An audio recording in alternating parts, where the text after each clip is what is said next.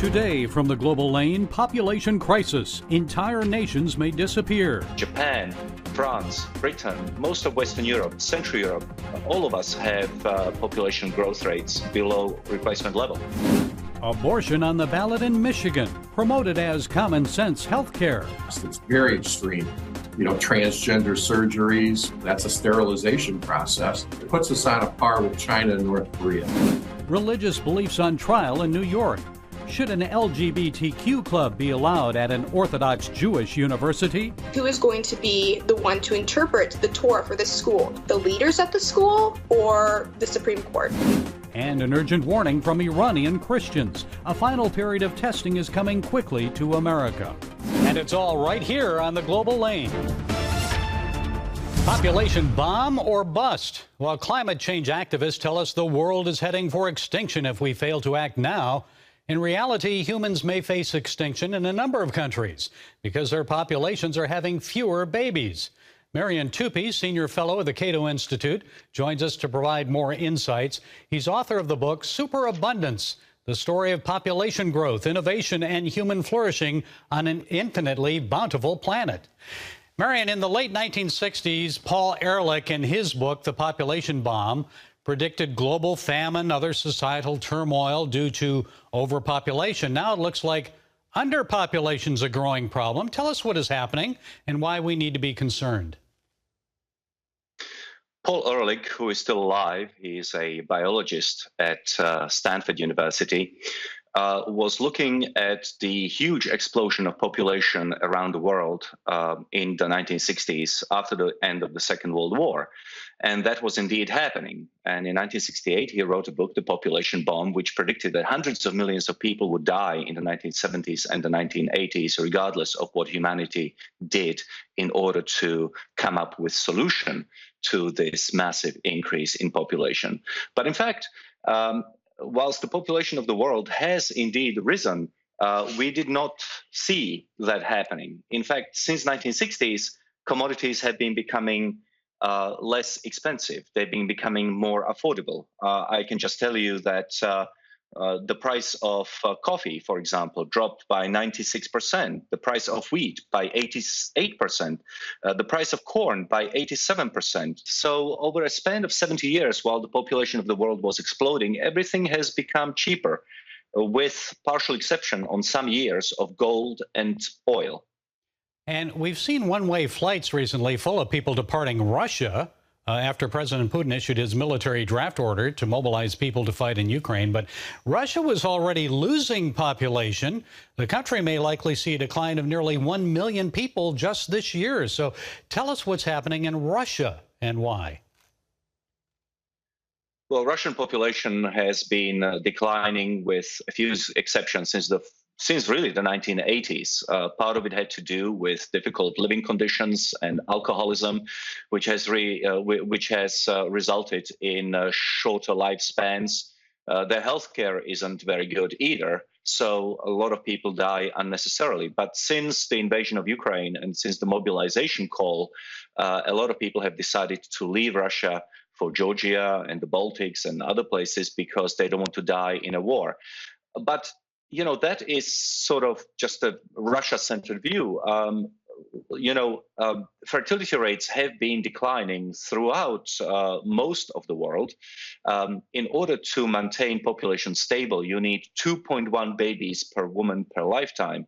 But in most of the developed West, including the United States, fertility rates are much lower. In our own country, it's only 1.7 per native-born woman. Of course, our population is still growing because of immigration. But in other countries which do not have huge immigration inflows, the situation is even more dire. In South Korea, for example, it's only 0.9 babies per woman per lifetime instead of 2.1. Japan, France, Britain, most of Western Europe, Central Europe, all of us have population growth rates below replacement level. So what's the consequence of that? What's the result? Are we going to see nations disappear? Well, if the trends continue, now the trends may continue for a variety of reasons. There are good reasons and there are bad reasons. The good reason is that a lot more women decide for themselves how many babies they want to have. Maybe they want to get a job, make a lot of money. Those are the sorts of reasons that we have to accept by living in a free society. But then there are negative reasons for falling fecundity. And one of them is, of course, extreme environmentalism, which is something that we have decided to tackle in this book that we wrote called Superabundance. Basically, parental choices don't happen in a vacuum. Parental choices happen as a result also, in part, of the sort of philosophical zeitgeist, the ideas in the air. And a lot of people, men and women who want to have children, are telling pollsters that they are refusing to have children because they believe that the world is going to end in a few years, because they believe that bringing a child into the world is a crime or an act of selfishness, because they believe that population of the world, humanity, is a cancer on the planet. So what we are trying to say in this book is that the planet is actually in a very good shape, and if past is if past is to teach us anything, it's very likely that children in the future are going to have an even better future than we have the current present. Okay, Marian Tupy, Senior Fellow at the Cato Institute. Thank you, Marian, for providing those insights. We appreciate it. Here on the home front, voters next month will decide the future of abortion in 5 U.S. states, in Montana and Kentucky. Voters face ballot questions asking if they want to further restrict abortion access. And in California, Vermont, and Michigan, they'll be asked to codify a right to abortion in their state's constitution. Our next guest believes if Michigan voters approve amending their constitution, the Great Lakes state would become the most extreme abortion state in the nation. Well, here with more on that is David Coleman. He's senior counsel at the Great Lakes Justice Center. David, it's good to talk with you again. So please explain for our viewers, in your opinion, why would approval of the proposed constitutional amendment on abortion taint pure Michigan? Well, it's very simple. The left is arguing that all we're doing is codifying Roe v. Wade and putting back in abortion in the first trimester, and that's all this is doing. Nothing could be further from the truth. This constitutional amendment, if it's passed, will allow abortion up to the moment of birth. It will allow partial birth abortion.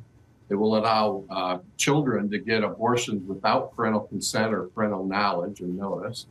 It'll allow school clinics to give contraceptives to kids. It's just on and on. This goes way beyond, in Michigan, just the issue of abortion. It would create a new right to reproductive freedom, whatever that means. And they have a laundry list of different things, including things like sterilization and infertility. So you could get into all sorts of other issues there, transgender surgeries, because that's a sterilization process. There's so many other things here that the people of Michigan need to know and understand how far and wide this new law would go if it's passed. It's very extreme. Gary, it puts us on a par with China and North Korea if it passes. That's how bad it is. Well, why would that be considered unconstitutional if the people decide to change the Constitution, to amend it? Well, it's not unconstitutional for them to change it and to put it on the ballot. That's not what I'm saying. But I'm saying that if it's done, people need to understand what it will do. And it goes way beyond just the issue of abortion. And it's going to make Michigan, they will allow no regulation of abortion in Michigan at all. And despite the 1973 Roe versus Wade decision allowing abortion nationwide, Michigan had a 90-year-old law in the books banning abortion. The 1931 law was not enforced, I guess, after Roe, but only recently was that law struck down by a judge. So on what basis did she strike down that law? And is her decision being challenged under appeal at all? Planned Parenthood has one case going where a judge issued an injunction in our Court of Claims. Then there's a second case that Governor Whitmer brought against various prosecutors around the state to try to stop them from enforcing our abortion statute. We represent two of the prosecutors who are fighting in that case. And the circuit judge in that case issued an injunction about a month ago, and that's on appeal right now also. So it's really a sad state of affairs in Michigan. We have a valid law that's been on the books really since we've been a state. It's had various, incarnations through the years, but the last time it was amended was 90 years ago. We were in the oral argument, Gary, for that case about a month ago, and the Attorney General stood up and pleaded with the judge to hear the voices of women, all throughout Michigan, and to grant this injunction and don't let back alley abortions be brought back. So I stood up and said, well, you know what? You're not hearing the voices from the 30,000 babies who are going to be killed if this order is signed. You're not hearing the voices of all the pro-life women in this state that oppose what's being done here. It should be something that's handled at the ballot box. And that's what's happening with our constitutional amendment. I'm not attacking the process. The process is correct. It should be to a vote of the people. That's what the U.S. Supreme Court said in Dobbs. But what I'm attacking is this extreme, far, far beyond the bounds of just common decency proposal. And that's the word that has to get out in Michigan. And David, finally, polls show a majority of Michigan voters support that constitutional amendment on abortion. So how might state lawmakers respond if voters do approve the measure? Could the legislature block the change? Would it be challenged in court or what? Well, it has to be challenged in court. But honestly, given the makeup of our Supreme Court at this point, I highly doubt such a challenge would be fruitful. And I don't think the legislature could do anything because it's a constitutional amendment. And it would not allow any regulation of abortion in the state of Michigan because it permits abortion if the mental or physical health of a mother is at risk. Well, I don't think there's an abortion that occurs where you could not argue that. And that's why it allows abortion at any point in time through the process. So it's a very dangerous, very evil proposal. And we have to get the word out. Right to Life of Michigan, the Michigan Catholic Conference, CTV, other groups in Michigan are all joining together, and we're going to be fighting this over the next 6 weeks. Okay, David Coleman of the Great Lakes Justice Center. Thank you, David, for being with us. We appreciate it. Anytime, Gary. Thanks. Students at the University of Southern California are getting some financial help for producing pro-abortion films. USC's Annenberg School of Communications has announced its Inclusion Initiative program will provide a minimum of 3 students with $25,000 each to help fund script development and production. Well, here to explain is Emily Fowler. She's campus reform correspondent and student at the Masters University in Santa Clarita, California. So, Emily, I'm sure those behind this Annenberg program would say, well, we're a private university, so what's wrong with USC funding short documentaries about reproductive health, which, by the way, is an educational program advocating abortion? What do you think? So the University of Southern California's Journalism School is giving $100,000 worth of grants to help rising seniors produce films about reproductive rights. And like you said, when we say reproductive rights, this university means pro-abortion ideology. And this is a private university, but even at private universities, you have a diverse group of people with different ideas, right? So what this university is doing is a very clear bias in higher education because they are encouraging and promoting only one point of view, and that is the pro-abortion point of view. So then the pro-life students are being denied an opportunity that they could have to showcase their point of view on this particular issue. It seems that they're now teaching students to be advocates for a particular position. So what happens to those journalism and communication students who favor a more balanced approach, like you mentioned, those who may want to, say, report about adoption or about women who have regretted their decision to have an abortion? What happens to them? So at this university in particular, these students are going to be probably looked down upon for their views. At the University of Southern California, the dean came out in the wake of the Supreme Court's decision on Roe v. Wade and said blatantly that she thought it was healthier for a woman to have an abortion than to actually give birth. And when you have leaders at these universities coming out and publicly making statements like that, it's very discouraging to pro-life students, and they're going to feel completely unable to showcase their views on campus. Because why would you think, if the dean of the university is coming out and saying things like that, then if I was a student there, I would think, why would I ever make a pro-life film? I would get a horrible grade. And so they're making decisions based off how they think their message is going to be received. Are there similar pro-abortion programs at other colleges and universities? If so, where? Universities have become much more vocal on this issue after Roe v. Wade, and we have seen multiple stories about pro-life students, not just in journalism schools, but in all different fields, getting lashed back for their beliefs. So at the University of Iowa, there was a student who was tabling, and someone actually came up and tried to flip over the table. Same thing at George Mason University in Virginia. Another student also was tabling, and they had their pro-life resources scattered all over by other students. On another topic, okay, this one involves religious freedom on campus. The Supreme Court recently refused an emergency request by Yeshiva University to block a new New York state court decision requiring the Orthodox Jewish school to recognize an LGBTQ club on campus. Tell us about that. What happened and what may happen next? So Yeshiva is a Jewish school in New York, and they denied an LGBTQ club recognition on campus because it was in contrast with their view of the Torah. And when the LGBTQ club sued them, they took the case to the Supreme Court. Now, the Supreme Court currently, as of a recent decision, has taken that decision back to the state. But the real question here is who is going to be the one to interpret the Torah for this school? The leaders at the school or the Supreme Court? During the last term, the U.S. Supreme Court made various decisions reaffirming religious freedom. It seems that they've sent this case, as you said, back to New York's courts to decide. So I'm assuming, Emily, you believe they should have intervened to uphold Yeshiva University's right to decide which clubs to allow based on their religious and moral beliefs. Tell us more. Yes, so I'm actually a student at a Christian school. The Master's University is a Christian conservative private school.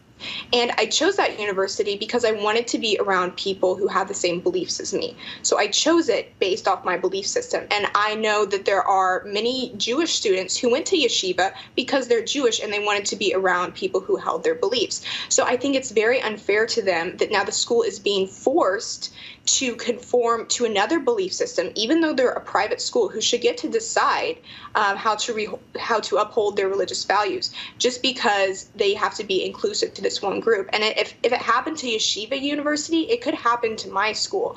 And I know it would be detrimental to our student body if we had someone who decided to come in and decide that they didn't agree with us, so they were just going to try to change our entire way of life here at Masters. Emily Fowler, thank you so much for setting us straight today. Thank you for having me. Is America descending into a dark period of political oppression? Two Iranian underground church leaders are issuing an urgent warning over a parallel they see between what has happened in their country and what is occurring right now in the United States and the West. Here's a portion of their message produced by global Catalytic Ministries after President Biden's anti-MAGA Republican speech. و همونطوری که شما از رئیس جمهورتون شنیدین، ما هم از دولتمون شنیدیم که گفتن که کلیساهای زیرزمینی بزرگترین تهدید هستن و دشمنشون هستن. اما واقعیت اینه که ما همه یک خانواده هستیم و از قانون کشورمون حمایت میکنیم و اون رو رعایت میکنیم. ولی همین رو شرایط توی کشورتون هست. اون روز میاد که دولت خودتون میگه که شهروندای معمولی برای ما تهدید هستن. دوست عزیزم، به ما گوش کن. آخرین فصل امتحان به زودی داره میاد. Like the Ayatollah in Iran, the Biden administration has weaponized the federal police for partisan gain. Our president is using the Department of Justice and the FBI to arrest and harass his political opponents. He's co-opted them to raid the home of a former president, a potential opposition candidate in the 2024 presidential election. Let that one sink in, folks. Whether you like or dislike Donald Trump, was that raid against a former president of the United States necessary or political theater? It's really third world or a Gestapo-like thuggery. Now, the ruling party is targeting pro-life Christians. The most recent incident occurred in Pennsylvania, where the FBI arrested pro-life activist Mark Houck. He's co-founder of a conservative Catholic group called the King's Men. At least 20 FBI agents stormed his home at dawn on September 23rd in SWAT team-like fashion. Several of the heavily armed agents reportedly pointed their guns at Houck's head as his traumatized wife and 7 children looked on. His crime? He allegedly pushed a 72-year-old man outside a Philadelphia abortion clinic in September 2021. Not last week, but 1 year ago. Charges against Houck were dismissed back then, so why now? Could it be that we have a midterm election coming up in less than 6 weeks, and the party in power needs to create an imaginary security crisis at abortion clinics in order to increase pro-abortionist voter participation at the polls? Well, the DOJ has charged Houck with violating the Federal Freedom of Access to Clinic Entrances Act. But Houck's attorneys from the Thomas More Society argue the law does not cover one-on-one altercations like the one involving Houck. They contend the abortion proponent initiated the incident by harassing Houck's son. They also say Houck received no response 3 months ago when he offered to turn himself in to authorities. Well, Thomas More Society Vice President Peter Breen believes the case is, quote, being brought solely to intimidate people of faith and pro-life Americans. Folks, this is a travesty, as is the DOJ's failure to bring to justice those responsible for scores of attacks on pro-life crisis pregnancy centers. That's the greater threat to innocent Americans. Compass Care Services CEO Pastor Joe Harden says he's still waiting for someone to be arrested, more than 100 days after he provided police with surveillance video of the attack against his company's Amherst Center. Pro-abortion radicals have attacked nearly 100 pro-life centers and churches since early last summer. Still, there's been no arrests, no words of condemnation from the Biden administration. If pro-life militants had firebombed or vandalized abortion clinics, media coverage would have been nonstop, and those responsible would be sitting behind bars. Folks, this is a double standard of justice and an affront against pro-life Christians. It's time for the silent majority to speak up and stand up. The course can be reversed, but we must participate in this fall's election and get on our knees and pray that God will deliver us from the evil one who's seeking to destroy us and our nation. So let's not forget that warning of those Iranian underground church leaders. And let's remember the words of a popular adage from more than 150 years ago. The only thing necessary for the triumph of evil is for good men to do nothing. Well, that's it today from the Global Lane. Be sure to follow us on the CBN News and NRB channels, social media, and our broadcast affiliates. And until next time, be blessed.